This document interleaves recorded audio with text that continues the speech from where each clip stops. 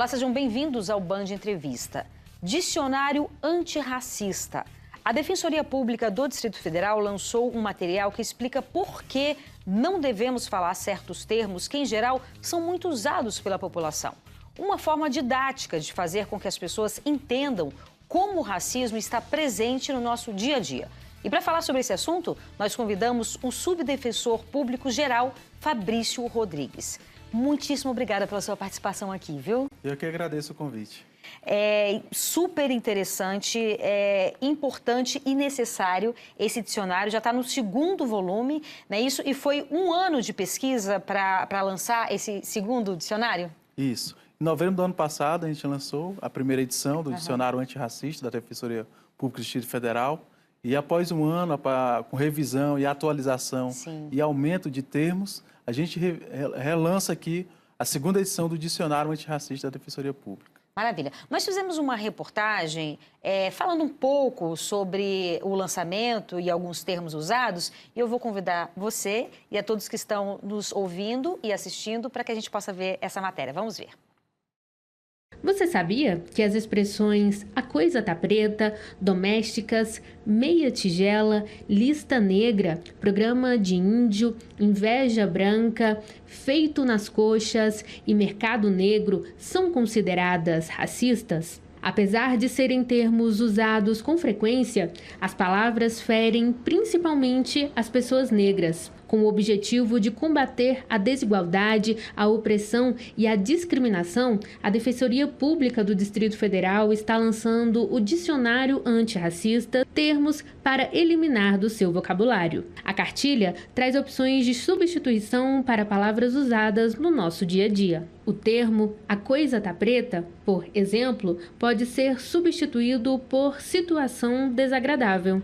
O recomendável é falar mercado clandestino e não mercado negro. Já a palavra "domésticas" remete a funcionárias negras que, na época da escravidão, eram tratadas como animais a serem domesticados. O uso correto é "trabalhadoras do lar". O racismo é considerado um crime contra a coletividade, mas o indivíduo negro sofre também com injúrias raciais, ações que ferem a dignidade da pessoa com palavras referentes à raça e cor. Simone sofreu na adolescência. Por ser a única negra da turma, ela foi várias vezes questionada e xingada pelos outros alunos. Quando eu cheguei lá, eu incomodei aquela comunidade escolar que já estudava junto há muitos anos. E aí eles falaram: "Simone, sua macaca, seu lugar não é aqui". E isso, eu nunca fui acostumada a ser tratada desse jeito, né? Isso marcou a minha vida, né? Então, dali em diante eu falei: eu sempre vou ser a primeira, eu vou ser a melhor, entendeu? Isso acaba fazendo com que nós, pessoas pretas, a gente tem que sempre se destacar em tudo que faz para ser respeitada, né? Para combater o racismo, a melhor forma é reconhecer. Apesar de quase 60% da população brasileira ser negra, o racismo no Brasil é considerado um problema histórico e social. No mês de novembro é comemorado o Dia da Consciência Negra, mas, pela importância, o tema deveria ser abordado o ano inteiro. Esse tema tem que ser tratado com mais naturalidade, né? E falar que nós não viemos para cá porque a gente queria, que os pretos vieram obrigados. O Dicionário da Defensoria Pública é um instrumento de fácil acesso para que as pessoas entendam as expressões racistas e aprendam os termos e conceitos mais indicados na luta contra o racismo. É importante que a gente elimine do nosso vocabulário. A gente está aqui com quase 50 palavras que a gente precisa eliminar do nosso vocabulário. É isso, precisamos eliminar mesmo. E eu queria perguntar para você, como é que foi feito esse estudo? Como é que foi feito esse trabalho? Esse trabalho ele iniciou com os integrantes da Defensoria Pública. 3 integrantes nossos, junto com a Universidade de Brasília, a UNB, iniciou esse trabalho de pesquisa desses termos. E aí veio a ideia de realmente consolidar numa cartilha, num dicionário, para que a gente possa divulgar e educar as pessoas para essa nova mudança de cultura. Inclusive, aqui no dicionário, tem expressões que podem ser substituídas por outras e outras que realmente têm que ser eliminadas. Porque a gente não consegue nem ter um sinônimo para essa expressão, dada a potência de carga discriminatória que ela carrega em si. É verdade. E, assim, é tão importante isso porque explica, né? Essa é a questão do dicionário. Explica e claro que muitas vezes as pessoas usam por ignorância algumas palavras. Por exemplo, aqui, criado mudo, né? Isso. Muita gente usa essa palavra, criado mudo, sem se dar conta da carga que traz essa palavra, né? Que aí eu queria que você explicasse um pouco. Isso. O criado mudo, por exemplo, é um termo que a gente usa no nosso cotidiano. Sim. Quando você está fazendo mudança, está lá ao lado da sua cama, você diz o criado mudo, Sim. o livro está no criado mudo. Mas existe essa carga discriminatória, tendo em vista que as pessoas escravizadas, elas ficavam dentro da casa e não era permitido elas falarem. Elas tinham que servir em silêncio. E aí a pessoa realmente era tratada como um criado mudo. E esse móvel, na verdade, pode ser substituído por mesa de cabeceira. Pronto. Existe, e você enriquece o seu vocabulário ao mesmo tempo e afasta esse teor discriminatório. Sim. E aí a gente usa também comumente a palavra denegrir. Você está denegrindo a minha imagem, né? Que também é uma palavra extremamente discriminatória. Perfeito. Essa é uma palavra que a gente usa muito no dia a dia e não percebe. Inclusive, a própria pessoa preta, ela utiliza e ela não se dá conta de que, na verdade, ela está sendo vítima dessa construção discriminatória. E ela está ajudando a propagar essa expressão também discriminatória. Esses dias eu estava conversando com uma amiga e ela é negra e estava conversando com uma outra amiga que é negra e elas estavam falando sobre produtos de cabelo e tal. E aí a outra amiga falou para ela, não, acho que esse produto só serve para cabelo bom. Não serve para cabelo ruim. Olha só, como se existisse cabelo bom e cabelo ruim. Está no imaginário das pessoas associar o cabelo cacheado, crespo, cacheado, como o cabelo ruim. Exato. O bom é aquele que é o liso, o famoso liso, o cabelo liso. Esse é o bom.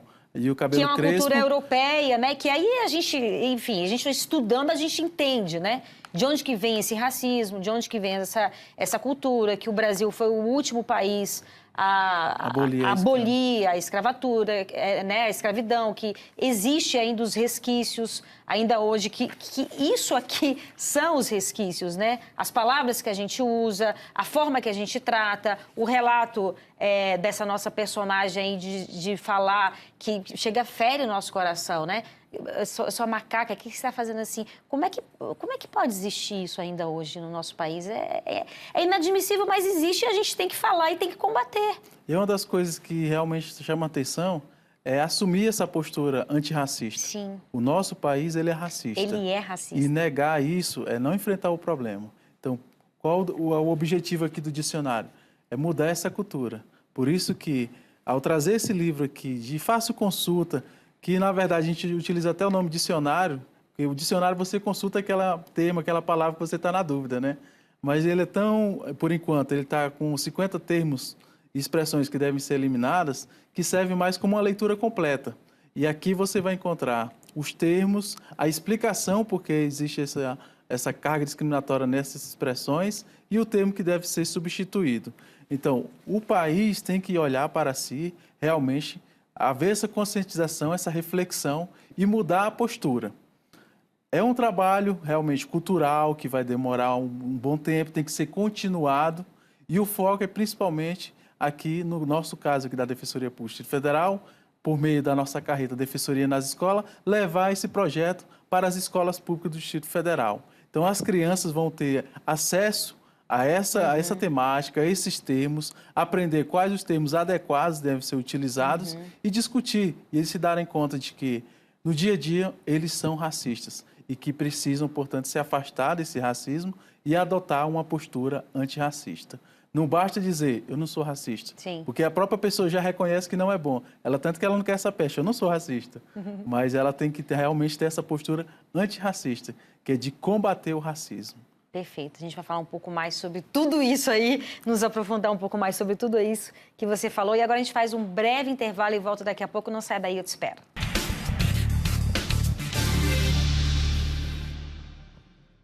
Estamos de volta com o Band Entrevista, hoje falando sobre a cartilha antirracista lançada pela Defensoria Pública do DF. Nosso convidado é o Fabrício Rodrigues, subdefensor público geral.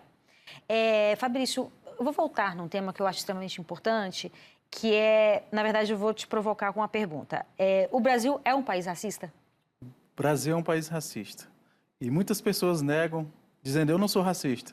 Mas, na verdade, ele reconhece que realmente é uma peste, que ele não quer, reconhece que isso é ruim, mas ele não quer enfrentar o problema. Alguns dizem, alegam que é mimimi, Sim. mas na perspectiva de quem fala, de quem oprime, ele não se coloca no lugar do outro, de quem está ouvindo, daquele que realmente sofre, do oprimido. Sim. Então, é preciso essa empatia, colocar-se no lugar do outro e perceber que realmente essas palavras possuem sim uma carga preconceituosa e um histórico que está vinculado à nossa escravidão. Sim. Algumas vezes, quando eu falo isso, né, que todos nós, de uma forma ou de outra, nós somos racistas, às vezes eu escuto, fale por você, não fale por mim. E é isso, né? Na psicologia, na psicanálise, a gente aprende muito isso.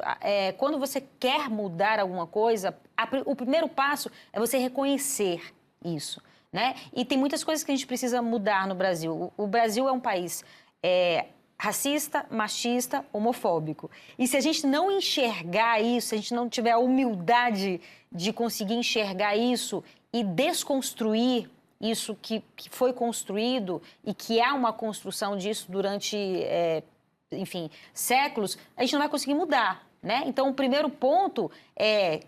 Quem está falando aqui é quem entende do assunto, né? Quem é especialista do assunto. Nós somos, sim, nós temos essas feridas, né? Então, a gente precisa reconhecer que é difícil, claro, a gente reconhecer os nossos erros. Não é fácil, é doloroso.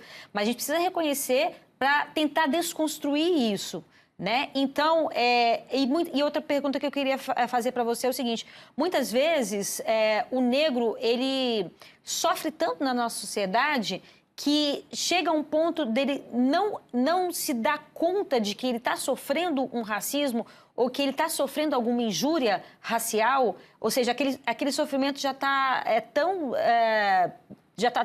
latente dentro dele de que chega um ponto de que ele não se percebe sendo vítima disso?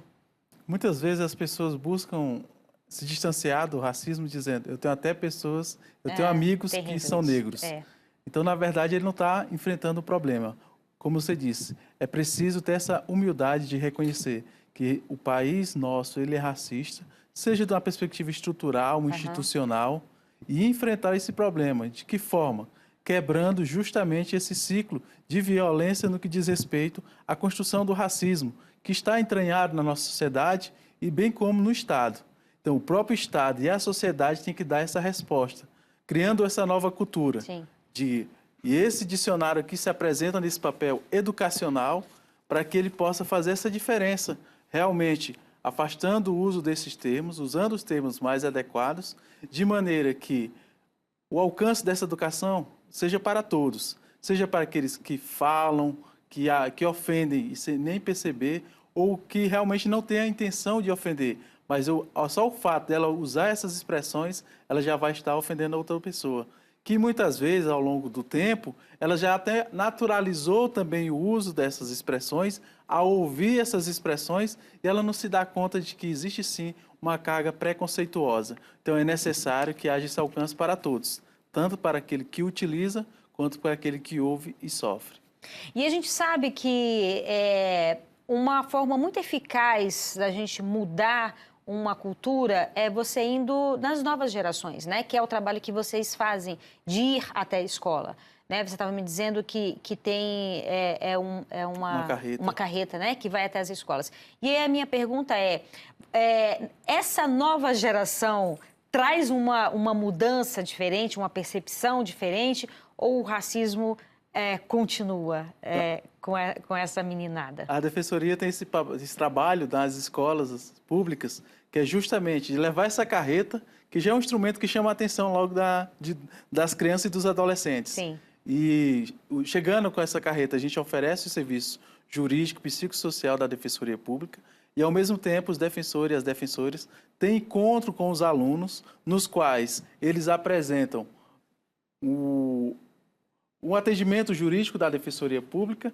bem como debate temas jurídicos. E agora, a cartilha, que é o dicionário antirracista, vai fazer parte também dessa nova formação da Defensoria Pública nas escolas. Então, os estudantes vão ter acesso e discutir de forma aberta. São encontros realmente que é um espaço de diálogo. Bacana. Os alunos falam, os defensores e as defensoras apresentam uma linguagem jovem, aberta, para que haja realmente essa conexão com os estudantes e eles possam tirar as suas dúvidas e, ao mesmo tempo, a gente levar essa nova cultura, que é justamente de enfrentamento à discriminação racial.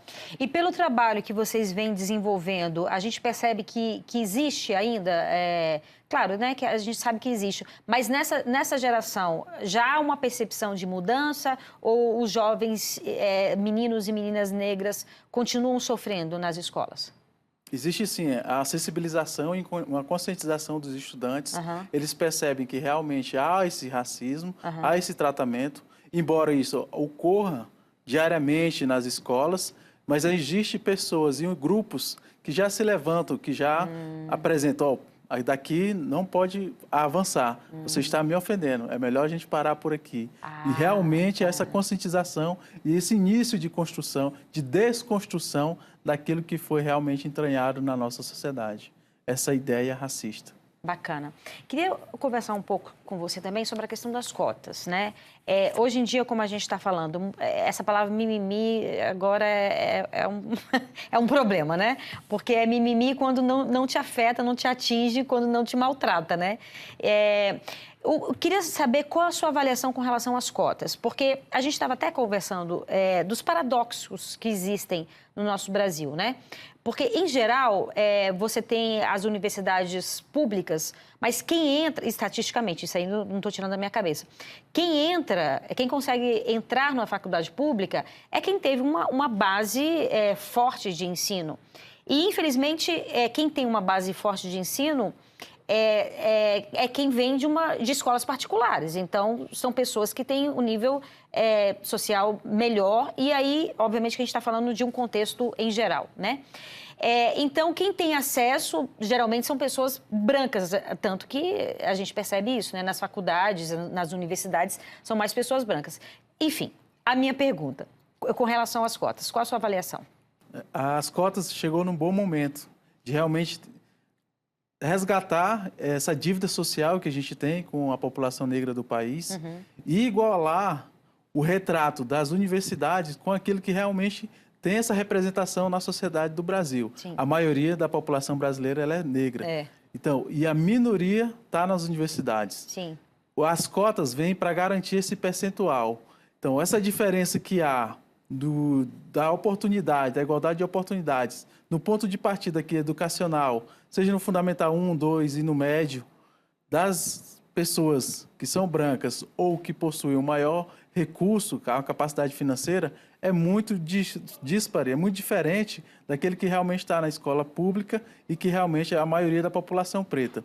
Na hora de disputar aqui em condições de igualdade, claro que vai ter sempre uma desigualdade. Sim. Então, o objetivo das cotas é oportunizar, dar essa igualdade de realmente disputar entre os iguais, aqueles que realmente estudaram na escola pública, disputar com a escola pública. E aqui ter esse percentual de aqueles que estudaram na escola privada, vai disputar com aqueles que estudaram na escola privada. Então, a ação afirmativa das cotas, ela é muito benéfica e a gente vai colher muitos frutos ao longo do tempo. E existe, inclusive, a ideia de 10 em 10 anos realmente renovar, e a gente está no processo agora de atualização da lei para renovar por mais 10 anos, fazendo monitoramento, e já se percebeu que a fotografia dos estudantes das universidades está diferente. Outra coisa, ao longo desses 10 anos, as pessoas já se formaram, muitas. Sim. Só que tem dificuldade também de ingresso no mercado de trabalho. E aí vem a lei de cotas também nos concursos públicos, para assegurar, além da educação, o emprego. Porque aí sim é a verdadeira mudança socioeconômica do país. Está enfrentando o problema, reconhecendo e superando esse problema. Perfeito. É isso, agora a gente faz mais um breve intervalo e volta daqui a pouco. Não sai daí, eu te espero.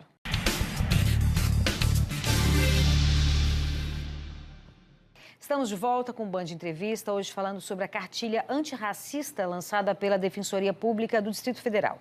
Nosso convidado é o Fabrício Rodrigues, que é subdefensor público geral. Fabrício, na cartilha aqui também são várias coisas que chamam a atenção e, repito, é uma cartilha extremamente importante. E aí, para quem quiser ter acesso de graça à cartilha, ela está no site, né?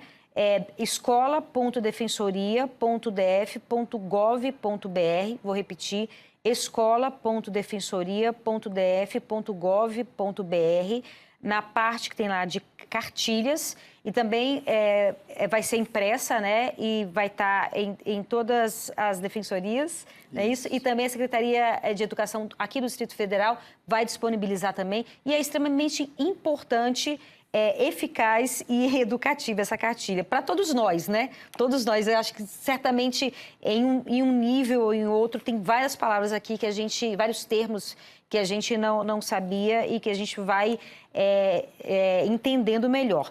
E aí tem um termo aqui que fala assim: vocês negros são agressivos, raivosos. Existe uma tendência que é racista na nossa sociedade de associar o negro a algo negativo, a algo violento, né? Isso, estatisticamente, também pode ser demonstrado. Os jovens negros são os jovens que mais são assassinados, inclusive por policiais, né? As pessoas desconfiam de jovens negros, de roubos, de assaltos, de assassinatos. A população carcerária, se eu não me engano, quase 70% da população carcerária é a população negra, e isso fala muito também da nossa sociedade, né? Isso. Essa população, ela realmente vive a violência 24 horas, em todos os sentidos, todos os aspectos.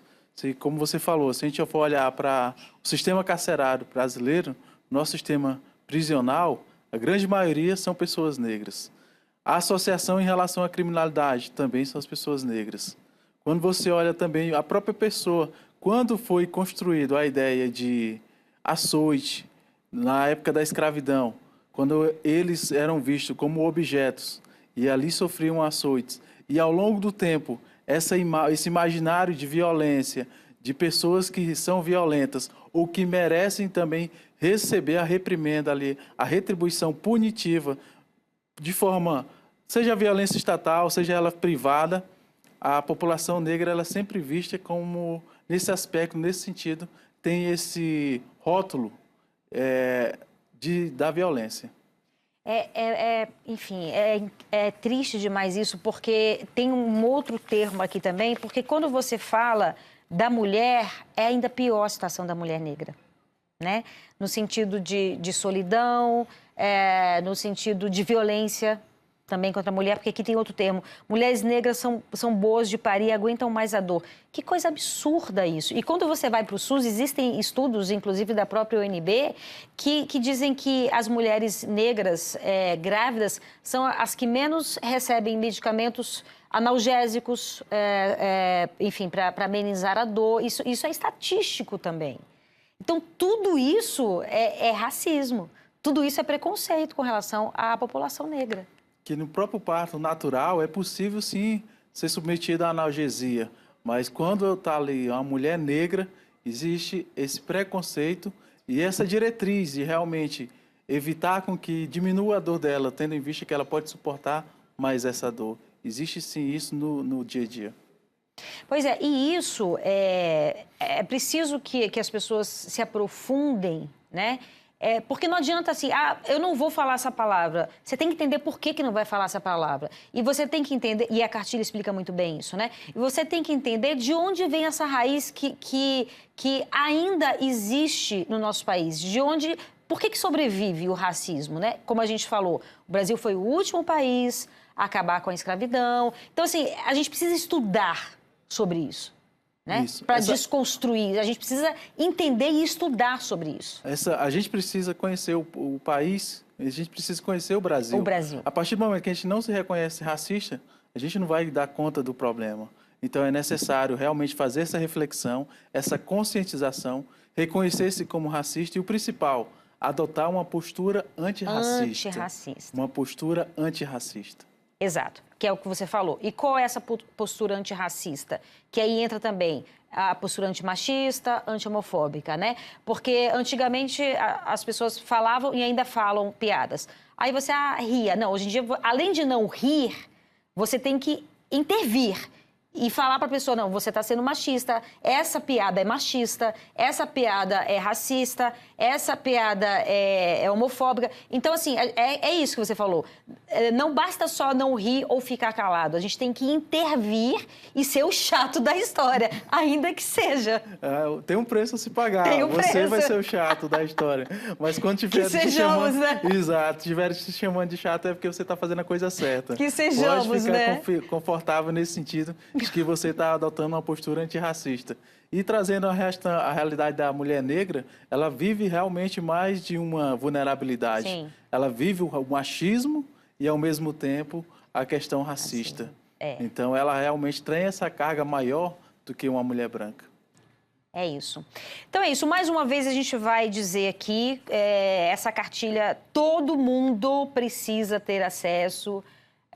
Crianças, jovens, idosos, negros, brancos, é uma cartilha extremamente importante. Parabenizo demais a Defensoria Pública por ter feito essa cartilha e pode ter acesso de graça, portanto, no escola.defensoria.df.gov.br, no acesso lá a cartilhas. Agradeço demais a sua participação aqui. Muito obrigada, viu? Obrigada mesmo. Eu que agradeço aqui a oportunidade de estar aqui difundindo essa nova cultura, dessa postura antirracista, para que a gente realmente possa, em um futuro breve, dizer que o Brasil não é racista, porque as pessoas vão adotar uma postura antirracista. Chegaremos lá. Muito obrigado pelo convite. Eu que E a agradeço. Defensoria Pública do Distrito Federal agradece. Muito obrigado. Eu que agradeço. O Band Entrevista fica por aqui. Você pode acompanhar o nosso programa pelo YouTube, no canal Band Brasília e no Spotify, no endereço TV Band Brasília. Obrigada pela sua companhia. Aproveite seu fim de semana e até sábado que vem. Um beijo. Tchau, tchau.